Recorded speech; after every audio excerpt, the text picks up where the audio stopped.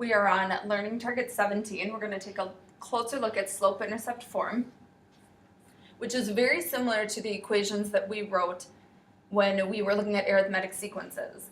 So we've got y equals b plus mx. Another way to think about that is start plus change times x. Typically, you will also see it written as y equals mx plus b form. B is also called the y-intercept. The y-intercept is where the graph crosses the y-axis.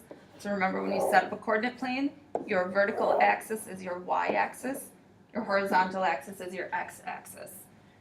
M is the slope or rate of change. So first thing we're going to do is identify the different parts of the equation. Fairly straightforward if you remember the start plus change times x. So first thing that you want to do is look for the x. That multiplier is your slope. Whatever you are multiplying x by is your slope. So looking at our first equation, I found my x. What I'm multiplying it by is -3. Second thing you want to look for is the constant. Constant is just something that's not being multiplied by a variable. So in this case, our constant is 2. So that's our b, or our y-intercept.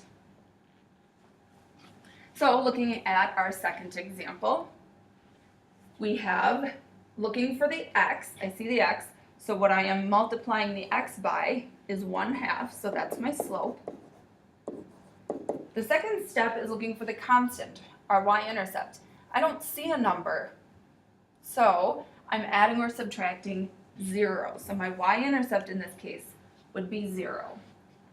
Last example, we've got look for the x, step 1, I don't see an x. So that means this time our slope is 0 because we are multiplying our x by 0, which makes it disappear. And then our constant is -5, so that's our y-intercept.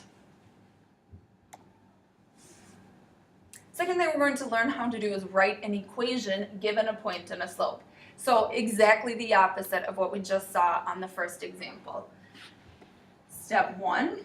Whichever form makes sense to you. The standard form for slope-intercept is y equals mx plus b, but since we did look at arithmetic sequences and we did focus on the start plus change times x, if you like that form, that's just fine. They're the exact same thing. So I'll do a couple of examples and I'll use each form once.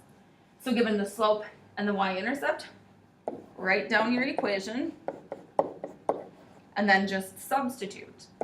So my slope is 3/4. And my y-intercept is -2. The simplest form to write that in is -2 instead of plus a -2, because then you've got one symbol with the subtraction sign instead of 2 with the plus and the negative.